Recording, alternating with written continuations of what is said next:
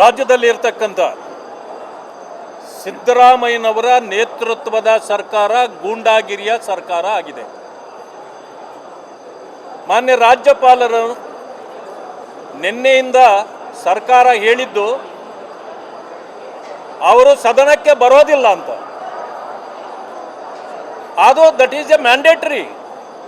ಅವರು ಬಂದರು, ಭಾಷಣ ಮಾಡುವ ವಿಚಾರವನ್ನು, ಸದನಗಳನ್ನು ಗೌರವದಿಂದ ಕಾಣುವ ವಿಚಾರವನ್ನು ಮಾಡಿದರು. ಆದರೆ ಕೇಂದ್ರದ ವಿರುದ್ಧವಾಗಿ ನೀವು ಸಂಘರ್ಷಕ್ಕೆ ಅಣಿ ಮಾಡ್ತಕ್ಕಂಥ ಕೆಲಸಗಳನ್ನು ಮಾಡಿ ಮಾನ್ಯ ಗವರ್ನರ್ ಬೆರಳಿಂದ ಅವರ ಕಣ್ಣನ್ನೇ ಚುಚ್ಚುವಂಥ ರೀತಿಯಲ್ಲಿ ನೀವೇನು ಭಾಷಣದಲ್ಲಿ ಬರೆದಿದ್ದೀರಿ ಅದನ್ನು ಅವರು ತಿರಸ್ಕಾರ ಮಾಡಿದ್ದಾರೆ. ಅದನ್ನು ನಾವು ಸ್ವಾಗತ ಮಾಡ್ತೇವೆ. ಆದರೆ ಮಾನ್ಯ ಮುಖ್ಯಮಂತ್ರಿಗಳು, ಮಾನ್ಯ ರಾಜ್ಯಪಾಲರು ಬರ್ತಕ್ಕಂಥ ಸಂದರ್ಭದಲ್ಲಿ ಅವರನ್ನು ಗೌರವಯುತವಾಗಿ ಅವರನ್ನು ಕರೆತರಬೇಕು. ಅವರು ಹೋಗುವಾಗ ಅದೇ ಗೌರವದಿಂದ ಅವರನ್ನು ಬೀಳ್ಕೊಡ್ಬೇಕು ಅಂತೇಳಿ ಇವತ್ತು ಸಂವಿಧಾನದಲ್ಲಿ ಇದೆ. ಆದರೆ ಭಾಷಣ ಮಾಡ್ತಕ್ಕಂಥ ವಿಷಯಗಳು ಏನು ಅಂತಂದರೆ, ಸರ್ಕಾರದ ಸಾಧನೆಗಳು ಮತ್ತು ಸರ್ಕಾರದ ನೀತಿ ಸಿದ್ಧಾಂತಗಳು ಮತ್ತು ಅವರು ಫ್ಯೂಚರ್ನಲ್ಲಿ ಮಾಡಬಹುದಾದ ವಿಚಾರಗಳನ್ನು ಅದರಲ್ಲಿ ಭಾಷಣದಲ್ಲಿ ಮಾಡಿಸ್ಬೋದು.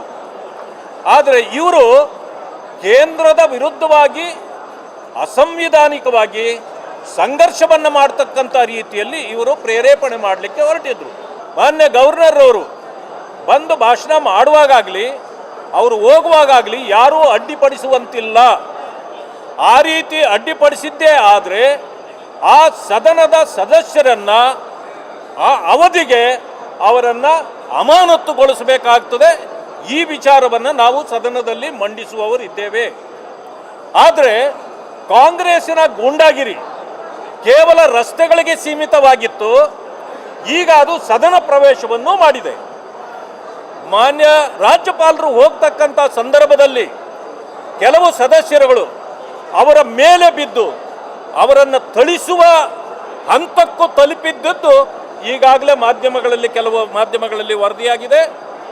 ಇದನ್ನು ನಾವು ಖಂಡಿಸ್ತೇವೆ.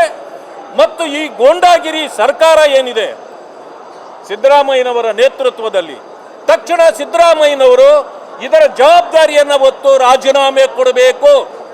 ಯಾಕೆ ಅಂತಂದರೆ ಈ ಗೂಂಡಾ ಸಂಸ್ಕೃತಿಗೆ ಅವಕಾಶ ಇಲ್ಲ.